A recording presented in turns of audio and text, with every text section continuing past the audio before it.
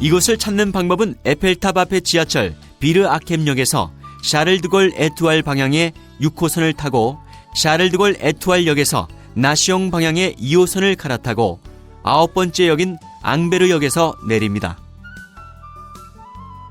지하에서 스텐케르크로 나와 완만한 이 언덕길을 올라가면 좌우로 마치 남대문 시장 가판을 연상케 하는 싸구려 상점들이 양옆으로 즐비합니다. 상점 골목길을 지나면 높은 계단이 이어지는 언덕 꼭대기에 흰색의 우아한 사크레 퀘르 대성당이 그 자태를 드러내죠. 사크레 퀘르 대성당은 몽마르트의 여주인이라는 별칭이 붙어 있습니다.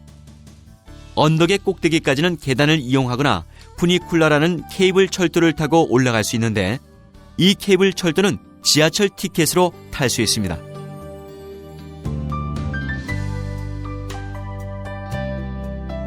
몽마르트 언덕은 한때 유명한 예술가들이 모여들던 곳이죠. 그 이름도 유명한 언덕입니다. 원래 순교자의 언덕이라는 뜻인데요.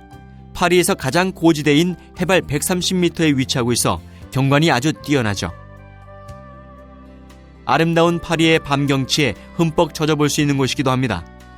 한때 이곳은 고흐, 피카소 등 많은 화가와 시인들이 모여들던 곳인데요. 그런데 지금은 무명 화가들이 관광객들을 대상으로 그림을 그려 파는 초라한 모습으로 변모되었습니다. 하지만 밤의 운치만큼은 여전한 곳입니다. 오늘날은 이곳은 주거지역이기도 하면서 역사, 문화적 중심지이기도 한데 오래된 파리의 전형적인 골목길을 거닐고 싶어하는 여행객의 방문이 연 600만 명에 이릅니다.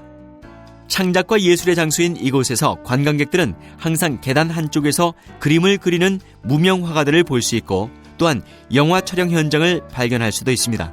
반면 이러한 예술적 모습을 띠는 지역이 밤에는 활락가로 변하여 여성이 혼자 걷기는 불안할 정도입니다.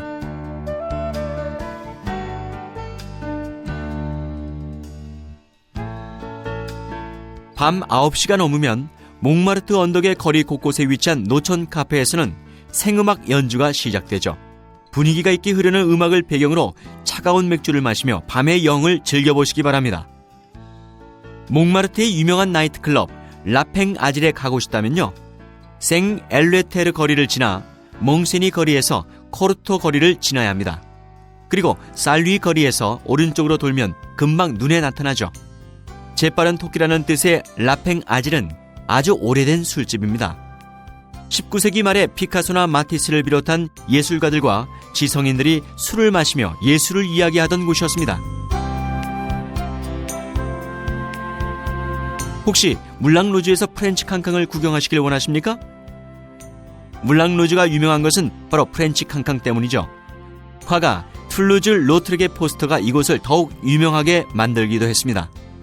지금은 그 유명세도 많이 퇴색되었고 라스베가스 쇼 등 다채롭고 화려한 쇼들 때문에 왠지 관광객을 위한 싸구려 쇼라는 느낌을 지울 수 없습니다. 그러나 아직도 변함없이 지키고 있는 것은 물랑루즈의 상징인 건물 외부의 붉은 풍차입니다. 관광객들의 지갑을 노리는 소매치기나 돈을 요구하는 악덕 화가들을 조심해야 하는 곳이기도 하죠. 그래서 이곳은 늦은 시간에 혼자서 방문하는 것은 위험합니다. 꼭 주의하세요. 몽마르트의 안주인인 사크레 퀘르 대성당은 1876년 프러시아 전쟁에서 패배한 뒤 실망에 빠져있던 파리 시민들에게 용기와 위안, 정신적인 희망을 주기 위해 만들어졌습니다. 카톨릭 교도들이 모금한 4,000프랑의 기부금으로 건축되기 시작해 1919년에 완공되었죠. 이 사원은 흰색의 돔 건물의 독특한 비잔틴 양식인데요. 몽마르트 언덕 꼭대기에 당당한 모습으로 자리하며 파리시를 굽어보고 있습니다. 계단엔 많은 관광객들이 쉬는 장소 또는 앉아서 파리 시내 전경을 감상할 수 있는 곳이기도 합니다. 성당 중앙의 높이 8m의 거대한 돔에서 파리 시내의 전경을 내려다보는 것 또한 일품이죠. 이 성당의 전체 모습을 보려면 아래쪽 정원에서 보는 것이 가장 아름답습니다. 사크레 퀘르 성당에 대한 안내는 바로 다음에 다시 설명드리겠습니다.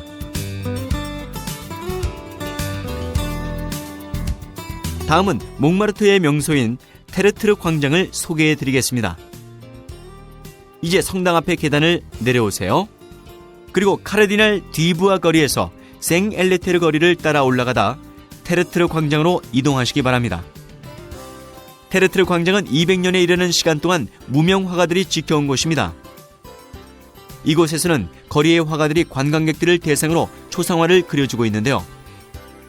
다양한 기법으로 그려진 화가들의 그림도 만날 수 있습니다.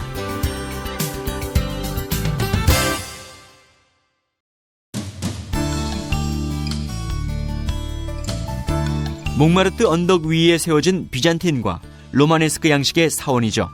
이 언덕에서 가장 눈에 띄는 곳입니다. 1872년 파리의 한 시민은 파리 주교가 밤낮으로 성례를 거행할 때마다 간곡한 요청을 합니다. 예수가 함께할 수 있는 성수를 지어달라는 것이었는데요. 이 요청은 받아들여졌습니다. 그 비용은 모든 파리 시민들이 충당했고 3세기 말 생드니에가 그의 신념 때문에 교수형에 처해졌던 바로 이 장소를 선택하게 된 것입니다.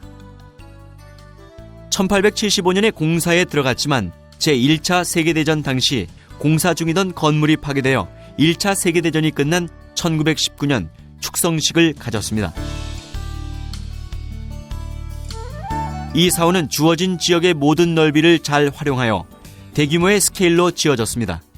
성당의 돔과 가로로 길게 늘어난 모양, 19톤의 종이 장엄한 소리로 울리는 80m 높이의 종탑, 그리고 정숙해 보이는 흰 외관이 이 성당을 파리의 주요 관광 명소로 만들어주고 있습니다.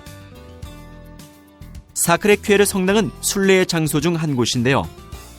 많은 목회자와 베네딕트의 수녀들이 독실한 신자와 신을 찾는 모든 사람들을 환영하고 있습니다. 계단 주변에는 항상 물건을 팔거나 구걸하는 사람들이 있습니다. 관심을 보이고 대응을 하다 보면 주변에 집시들이 모이고 소매치기를 하거나 바가지를 씌웁니다. 특별한 주의가 필요한 곳입니다.